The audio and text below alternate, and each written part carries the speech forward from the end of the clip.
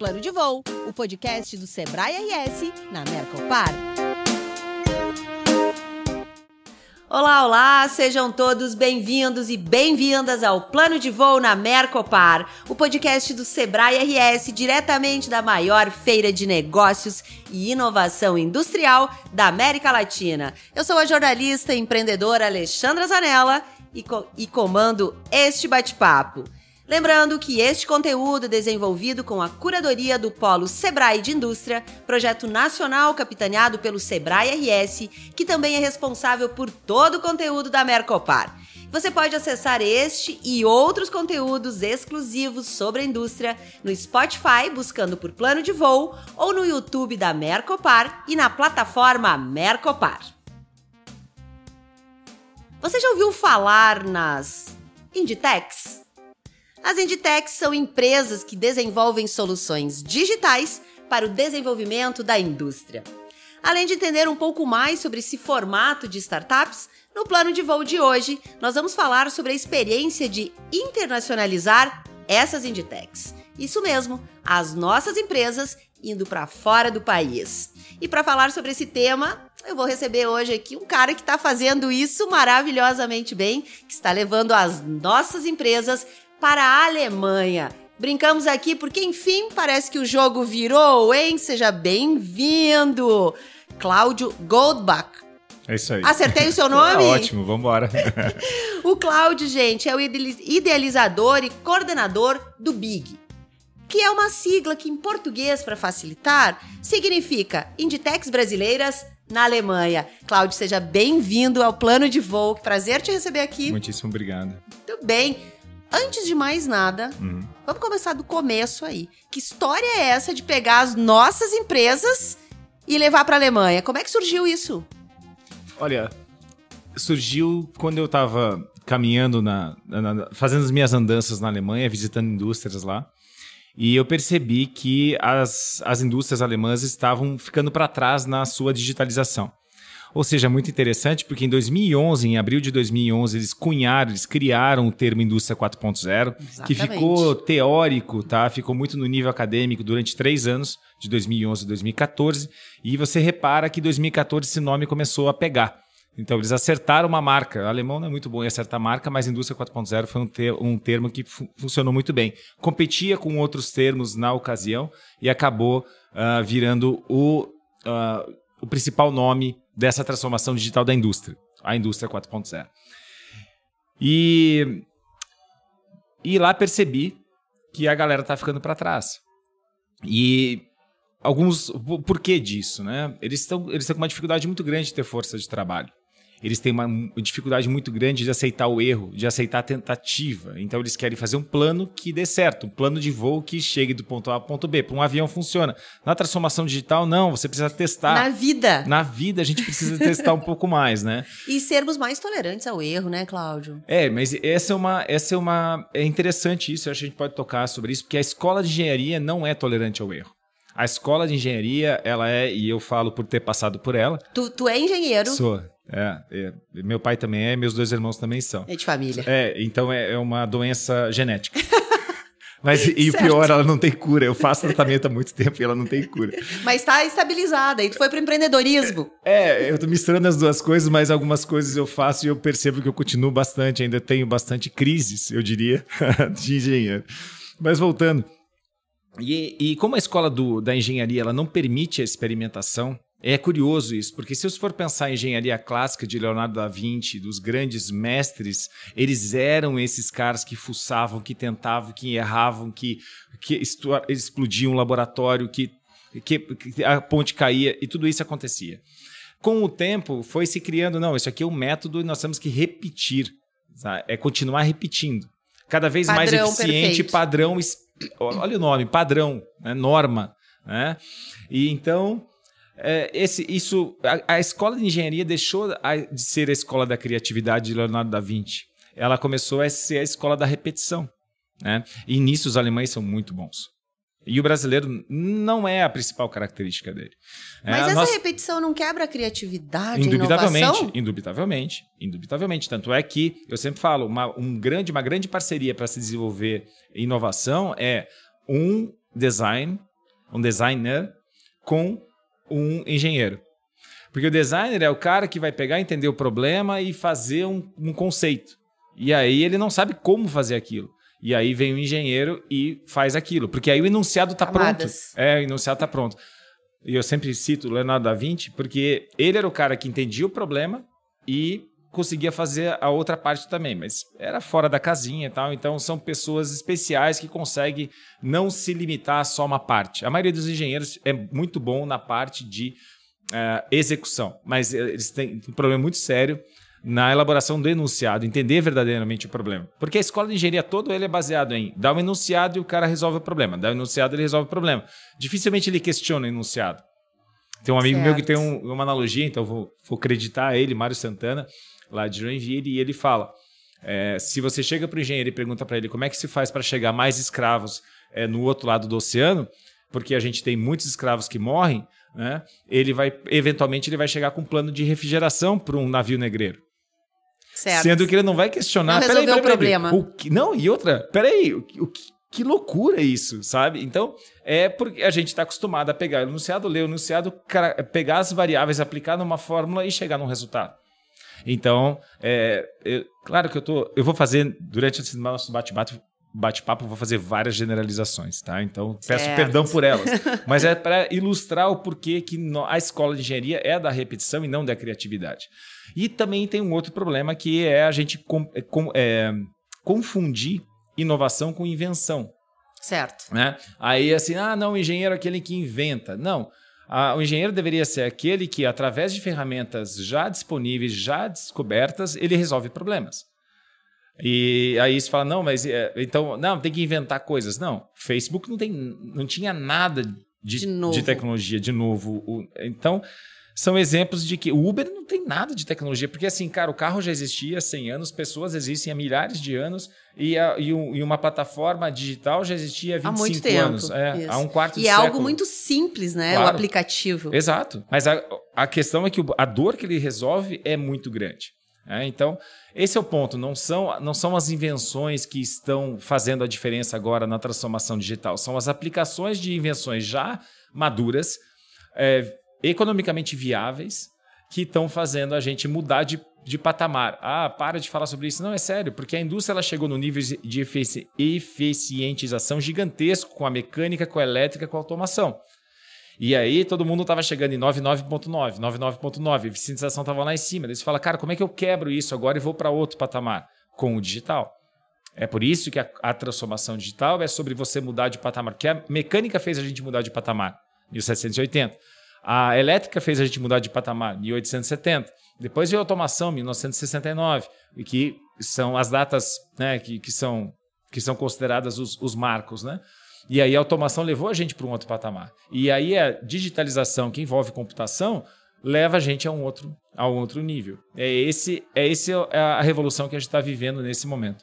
E a gente tem a base disso tudo, né, que é a internet e essa aceleração toda que a gente tem, né, que então, se a gente pensar, né, um marco de 2010 para cá, que é quando a internet realmente se consolida para todo mundo, né, começam a nascer os portais e tudo. Gente, nós estamos em 2023, não é nada para a história, 50, 100 anos para a história, né? Muito curto, e olha a transformação que a gente teve. A gente aqui sabe que, né, nós dois nascemos offline, fomos digitalizados no meio do caminho. Como é que você sabe? Eu tô chutando aqui. Beleza, tá bom. Eu tô chutando. E esses processos, eles são fundamentais para as pequenas e médias empresas também dessa área, né? Então, eu acabei falando sobre Leonardo da Vinci, é normal, você vai a gente deu puxar. Uma volta, mas... Vou voltar. Então, na Grécia Antiga? Não, voltando. E nisso eu percebi que as Inditex brasileiras, elas tinham se desenvolvido mais rápido, porque eu conheço várias Inditex brasileiras, tal, por pertencer a esse atualmente chamado ecossistema. Temos muitas aqui no Brasil, assim, estamos bem avançados nesse setor? Muitas... E nós temos muitas maduras. E aqui no Rio Grande do Sul também? Sim, legal. Mas com grande potencial de evolução. De crescimento. Então é uma excelente notícia. Quem está pensando em abrir um negócio, tem espaço? Tem bastante espaço. A necessidade da indústria é enorme. Mas aí a gente pode falar, essa é a oportunidade. E quais são os desafios? Que provavelmente é a Sempre próxima tem. pergunta, né? Exatamente. O jornalista falando, tem oportunidade? Tem. E quais são os desafios, então? Mas deixa eu só concluir ali a primeira pergunta para a gente voltar para a 12ª. E eu percebendo isso, falei, puxa, a gente poderia pegar as Inditex brasileiras, então, que já estão criando impacto positivo na indústria e trazermos eles, as mais maduras, para a Alemanha para eles causarem impacto na indústria alemã, certo? Trazendo um ganha-ganha-ganha. Por quê? Porque tem pessoas que não conseguem perceber que quanto melhor as Inditex brasileiras forem no mundo, melhor elas serão também no Brasil. Claro. Então, eu já ouvi pessoas pensando pequeno ou pensando de forma limitada, dizendo o seguinte, não, mas espera aí, você vai internacionalizar? Isso não é bom para o Brasil? Como assim? Primeiro, você está gerando renda fora do Brasil, que é bom para o nosso desenvolvimento, você está sendo mais atraente, uma Inditex internacional, ela é muito mais atraente do que uma outra empresa, e você não precisa perder o cérebro, que é o que a gente está fazendo. Muito, né? muito. Você mantém o cérebro, porque nós, como Estado, bancamos muito da educação. Eu, por exemplo, fiz federal. Consequentemente, eu tenho que retornar, né, para a sociedade aquilo que foi investido em mim. Então, tendo em vista isso, eu falei, puxa, vamos fazer isso. E foi curioso porque eu fui em várias organizações, as quais eu não vou falar o nome aqui, e que elas riram e falaram assim, não, isso é impossível, a gente não pode fazer isso porque a gente não tem calibre para isso, a gente não tem competência para isso, a gente não pode vender tecnologia na Alemanha. Organizações, instituições que têm orçamento e que direcionam para onde a sociedade está indo. Né? Ou pelo menos influenciam para onde a sociedade está indo. Então aqui eu falo, não vou falar quem, mas estou falando que são a mensagem que vem da cúpula de algumas organizações, tá? Porque elas não conseguem perceber que a gente tem a capacidade. E a gente já vai chegar lá o porquê disso. Mas eu cheguei até uma instituição que falou o seguinte, que foi a Embaixada do Brasil em Berlim. E quando eu cheguei para conversar com o secretário de Ciência e Tecnologia da Embaixada, ele me falou, Cláudio, você tem 30 minutos. Eu falei, cara, para quem está acostumado a fazer pitch em 3... Eu ia dizer, mas o pitch é em 3 na rodada de negócio então, e tudo mais. Tranquilo. 10 vezes o tempo que eu tenho normalmente. Exatamente. Eu falei, cara, tranquilo. Essa conversa era para ser 30, foi 100 minutos. Tá? Uau. Foi 1h40, porque ele não parava de fazer perguntas, ele foi explorando, chegou no final e falou assim, Cláudio, põe isso no papel e coloca pra gente, porque faz muito sentido o que você está falando. Eu fiquei chocado. Foi dia 25 de agosto de 2022. Eu fiquei chocado com isso. Porque ele falou, é o que a gente está percebendo aqui também. A gente está aqui, a gente conversa com as instituições e o governo alemão conversa com a gente e eles estão falando, a gente precisa de ajuda nisso. E eu não sabia disso, não estava em nenhum jornal. Não tinha nenhuma fonte dizendo oficialmente isso. Curiosamente, em março de 2023, veio uma delegação grande alemã para cá, para o Encontro Econômico Brasil-Alemanha, que se deu em Minas Gerais, em Belo Horizonte. E lá em Belo Horizonte, na abertura, esse primeiro escalão do governo alemão falou, precisamos de ajuda na digitalização. Então, aí... A gente não espera, né, aqui no Brasil. Acho que a gente, às vezes, essa questão de, né, país emergente, quando a gente olha, né, para a Alemanha, para as potências europeias, a gente fica um pouco... Está longe da gente, estamos muito atrás, né? Então tem uma mudança de pensamento também aí, né, Cláudio? É o que a gente está fazendo. Tá? O que a gente está fazendo não é matar o vira-lata. Primeiro, vamos contar quem é o vira-lata. Isso. Vira-lata foi uma história que Nelson Rodrigues escreveu em 1950. Um dos meus escritores preferidos. Já registrado aqui. E sarcasmo e... né, escorre aqui. E ele escreveu sobre a síndrome ou complexo do vira-lata em 1950, quando o Brasil perdeu no Maracanã para o Uruguai de 2-1. Né? Então, quando aconteceu aquilo, ele falou, puxa, o brasileiro reclamando, dizendo que nunca vai poder chegar a lugar nenhum, porque não sei o quê, esse era o sentimento do brasileiro. E ele pegou e falou, cara, por que a gente voluntariamente, ou seja, ninguém força isso, a gente se sente inferior? É isso que ele escreveu, que nós, de forma voluntária, nós nos sentimos inferiores. E isso ele cunhou o nome da síndrome ou complexo de vira-lata. Muito bem, e a gente continua vivendo isso, e a gente vê isso, mas lá é desse jeito, lá é desse jeito. E realmente tem muitas diferenças, no entanto, tem o nosso ponto positivo, tem os nossos pontos fortes que a gente não ressalta.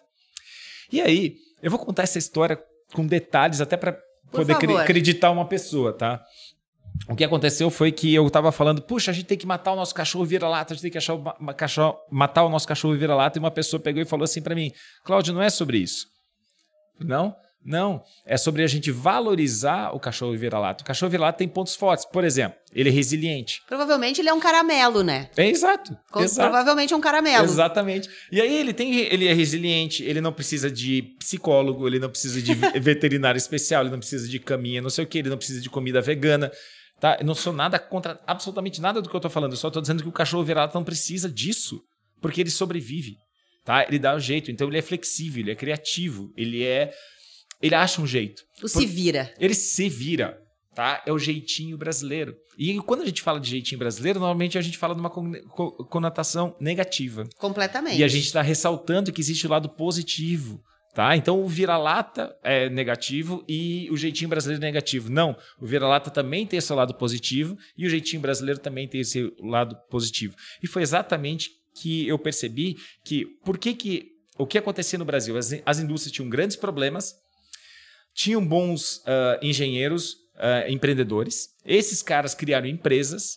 Essas empresas têm base tecnológica, atendem a indústria, por isso são chamadas de Inditec.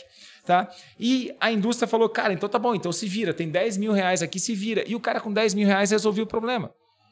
Enquanto que na Alemanha, o cara não se... Primeiro que não tem o jovem.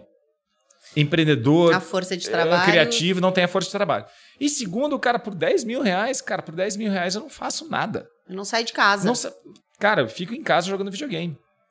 Então, e esses caras com esses poucos recursos e adorando desafios, eles foram crescendo, foram resolvendo problemas, criaram empresas, acredite, começaram a contratar pessoas e esse negócio começou a crescer e começaram a internacionalizar. Tá? E aí eu falei, cara, esse movimento já está acontecendo. A gente só precisa agora pegar e ter um lugar, foco, e a gente ser consistente nesse foco. É assim, vamos ser consistentes. Vamos com constância, não é atingir esse mercado, mas visitar esse mercado, se conectar a esse mercado. Conectar primeiro, né? Porque a gente só faz negócio com quem a gente conhece, com quem a gente confia no mundo industrial. Só se faz negócio com quem a gente confia e só se confia em quem a gente conhece. Então, primeiro você tem que conhecer, para depois confiar e para depois fazer negócio. Isso eu estou falando do B2B industrial. Claro Sim. que no B2C é diferente, você não conhece ninguém da Netflix e você assina, ok. Mas no mundo industrial é assim que funciona. Como é que nós estamos hoje, né? Então, você está falando estamos gravando aqui fim de outubro de 2023, você falou de março agora de 2023, então tempo curto, a empresa nasceu recentemente, né? Não, as empresas, o Big como programa é desse ano. Tá? É um bebê ainda, né? Em que momento nós estamos? Conta pra gente. Então o Big foi para lá com uma iniciativa, um grande apoio de brasileiros, falando assim, faz sentido, vamos apoiar esse programa. Então foram instituições, organizações, o Sebrae fez parte disso e vamos apoiar financeiramente para que esses caras possam fazer a primeira rodada. Agora eu vou contar a segunda parte, que ela é impressionante. Então, em março eles fizeram treinamento, dado por alemães, dizendo como fazer negócio na Alemanha, quais são as diferenças culturais. Tá? Importantíssimo isso, Sem dúvida. Por quê? Porque a gente não pode pegar um cara que tem paradigma explicando para outro cara que tem paradigma e só reforça. Tem que vir alguém de fora. E muito interessante, eu estou contando os bastidores, né? Muito interessante, porque quando eu briefava o pessoal, eu contava da síndrome da vira-lata, eles falavam assim, mas por que vocês têm isso? Eu falava, cara, a gente só tem... Mas que loucura, cara, porque a gente não tem nada contra vocês. A gente acha o brasileiro massa pra caramba. E um país lindo. E uma galera, tipo, uma vibe super muito legal, O mundo acha que a gente só fica aqui com carnaval, né, o ano inteiro, e feliz, né? Tem vários paradigmas, engraçados estereótipos brasileiros, mas... então eles não têm preconceito nenhum. E aí eu percebi, o preconceito tá na gente mesmo. Mas não é preconceito com eles, é preconceito com a gente. Com a gente. Tá? Então o programa, ele teve... Eu vou chegar na resposta. A pergunta é como estamos hoje. Em junho, o pessoal de Stuttgart, Stuttgart é a meca do automóvel. Certo. Tá? Pertinho dali, em Mannheim, foi onde o Carl Benz criou o primeiro automóvel. Tá? Então, Stuttgart é a sede da Porsche, é a sede da Mercedes, tá? E da Bosch. Então, só para vocês terem uma ideia. E esses sobrenomes, esses nomes, Mercedes não é um sobrenome, mas é da Daimler, né? Daimler-Benz. Esses nomes e sobrenomes são dos inventores lá do século XIX. Tá? Robert Bosch, Daimler e o Benz. Todos esses caras são os inventores. Então, ali são os pioneiros. Tá? E ali, aquilo ali se cresceu e virou um estado, uma região de Stuttgart e um estado, que é de Baden-Württemberg, muito rico, tá? Em função da indústria também automotiva. E a gente foi para lá e os caras viram a nossa vibe, viram que a gente estava fazendo rodadas de negócio, porque a gente fez rodadas de negócio na prática, tá? Em 3 regiões da Alemanha. Nós fizemos as rodadas de negócio e tal, e o pessoal falou, cara, super legal. E eles estavam fazendo um programa, olha só que curioso, um programa de atração de empresas de base tecnológica para resolver os problemas deles, inclusive da indústria. Que timing! Então, e o que eles fizeram? Pagaram passagem, pagaram hospedagem e pagaram mentoria para 6 das 10, porque eles submeteram. Só 7 submeteram, 6 foram selecionadas. Então, das 10 empresas do mundo inteiro que eles selecionaram, 6 eram brasileiras e 6 eram do Big. Uau! Então, foi muito legal porque a gente bancou uma rodada e eles bancaram a segunda rodada. E como nós estamos agora, o Big tem como programa ido a estados brasileiros. Em conjunto, estamos no Rio Grande do Sul por causa disso e por causa do apoio do Sebrae, para mostrar, primeiro, para o mercado que nós temos soluções tecnológicas de padrão global. Por quê? Porque a gente não precisa ficar pagando pau para os outros, que a gente também tem. Tá? Então isso é muito bacana e as rodadas de negócio têm sido muito legais porque os caras falam, cara, que legal, você está indo para a Alemanha, então me mostra o que se tem, e aí o pessoal tem percebido o valor. Então foi um sucesso a rodada de negócio com o Hélice, por exemplo, né? O Instituto Hélice. Instituto aqui da Serra Gaúcha, de Inovação e Tecnologia. Isso. Então está sendo bem bacana isso, já foi no Espírito Santo, já foi em Santa Catarina e agora no Rio Grande do Sul. Tá? Existe um problema na indústria de tecnologia que é o churn. O churn é o cancelamento. É quando você chega no Netflix e fala assim, não quero mais. Chega no Amazon Prime e fala, não quero mais pagar o Prime. Quando chega e sai, não quer mais pagar. Então, os investidores ficam de olho no churn e falam o seguinte, uma empresa que tem muito churn, ela perde valor. Uma empresa que tem pouco churn, ganha muito valor. Mas isso no mercado B2C, para o cliente final. Para o mercado industrial, que é o B2B industrial, a indústria, ela não quer dar churn, ela não quer cancelar, ela não quer sair. Ela quer um parceiro confiável de longa data. Sim, porque não são parcerias curtas e fáceis. São coisas que envolvem bastante grana, processos longos. Então, demora muito para você conseguir chegar no resultado. E ele quer ter você do lado dele para chegar no resultado. Então, as parcerias de B2B industrial são parcerias muito fortes. Eles não são do tipo, cara, cansei da Netflix. Não, entendeu? Não, ou para outro, por um mês. Não, cara, é difícil o cara puxar um contrato. Normalmente na negociação o cara fala, cara, mas mexe aí, vamos melhorar aqui, papapá. Isso é importante porque eu trabalho com a indústria há muito tempo e essa é uma característica que pouco empreendedor sabe, que a indústria não quer cancelar você. E é por isso que existe o problema de fazer negócio com a indústria demora. Isso são dados de 6 a 18 meses. Longo. Quando acontece. Tá? Porém, então, depois que acontece... Bingo. Longo. Bingo. Por isso que os indicadores normalmente usados para startups, por exemplo, LTV, CAC e tal, eles não são aplicáveis porque o LTV ele calcula quanto que dura, qual é o valor desse cliente ao longo do tempo. Cara, tende ao infinito.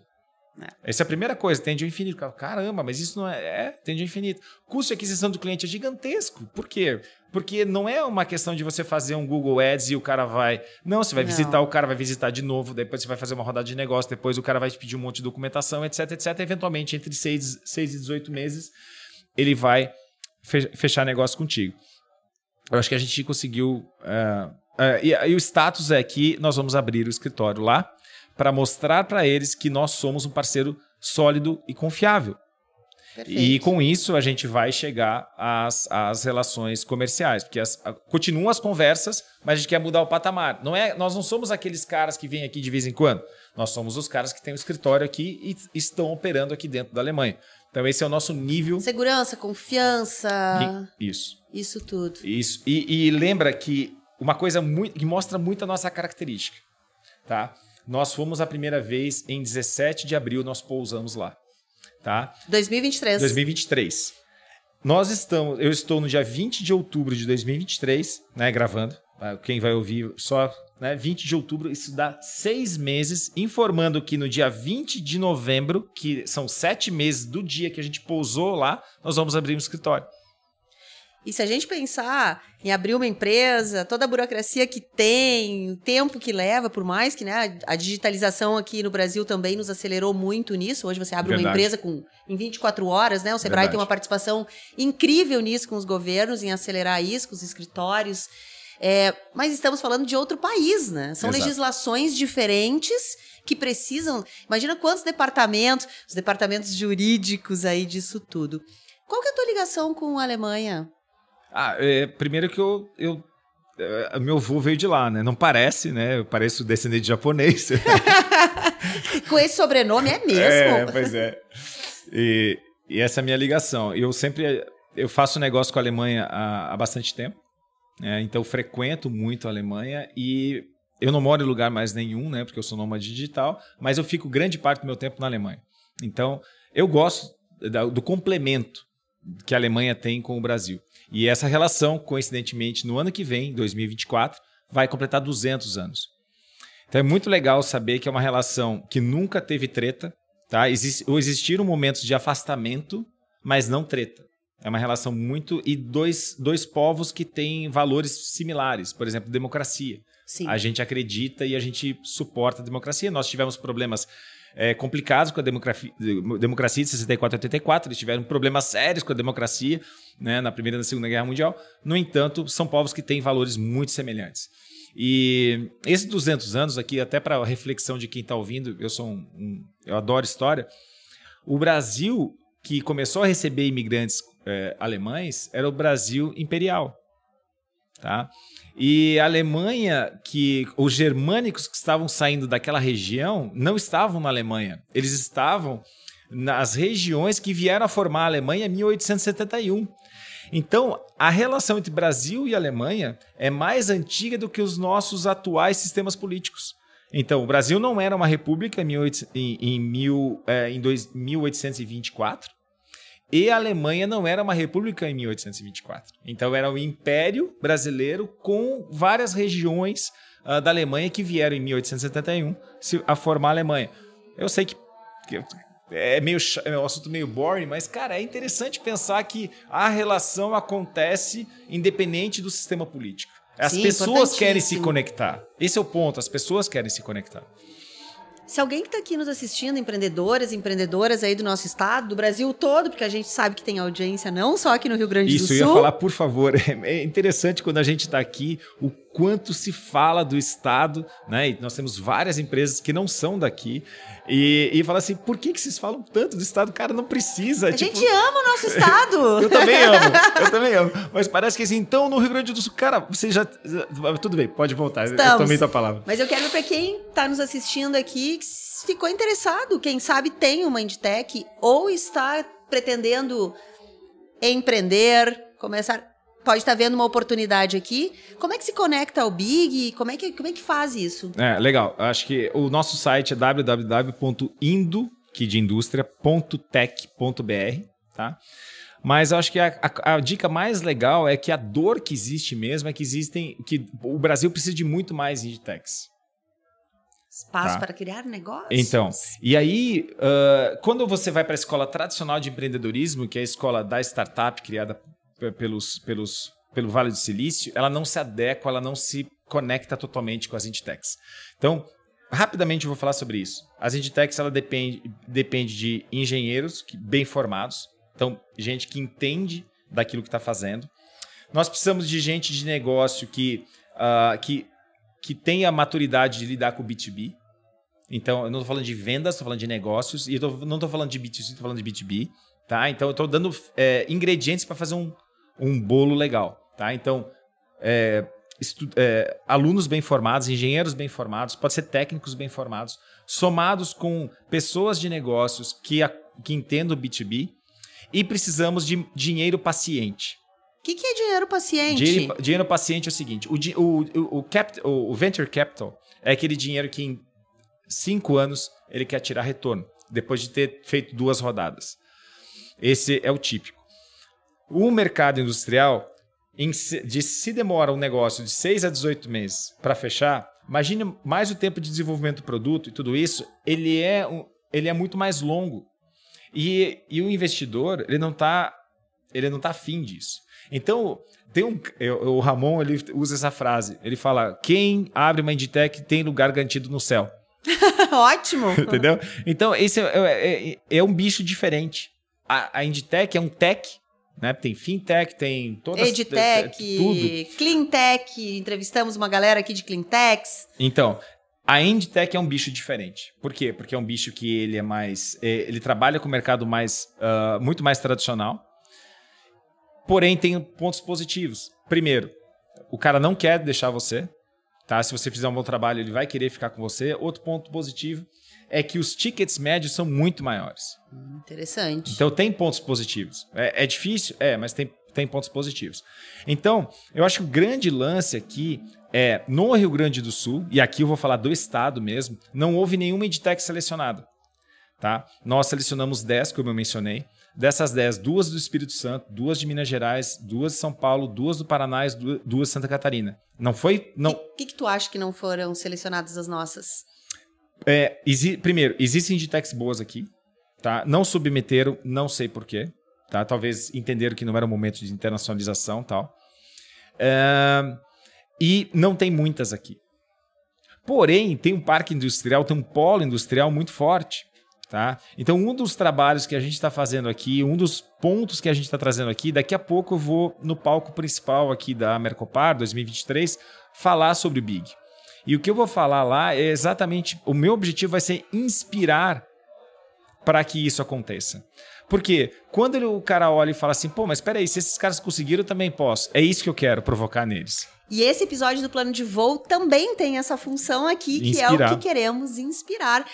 Cláudio, eu poderia ficar com certeza o dia inteiro conversando contigo sem cansar. Ainda mais com caipirinha, se a gente tivesse. Se tivesse, né? Mas então, infelizmente, nosso episódio de sensibilização tá chegando no fim, mas eu acho que ele se encerra com boas notícias, que é essa que você trouxe, de que temos muito espaço para esse tipo de empresa. Então, eu acho que é uma boa notícia. E eu quero te agradecer em nome do Sebrae, em nome do Plano de Voo, pelo teu tempo, tua generosidade. E eu espero que tu voltes pro Plano de Voo para contar ainda mais viagens que tu tá fazendo, levando as nossas empresas lá para a Alemanha. Será um prazer, muito obrigado. Muito obrigada. E obrigado especial para você que ficou com a gente até agora nesse papo super gostoso. Lembrando que esse conteúdo foi desenvolvido com a curadoria do Polo Sebrae de Indústria. Você pode acessar esse conteúdo e outros diversos conteúdos exclusivos para a indústria no Spotify, procurando por Plano de Voo, ou no YouTube da Mercopar e na plataforma Mercopar. A indústria vive o ano todo. A Mercopar nunca para. Acesse e siga fazendo negócios. Um abraço carinhoso e até o próximo episódio.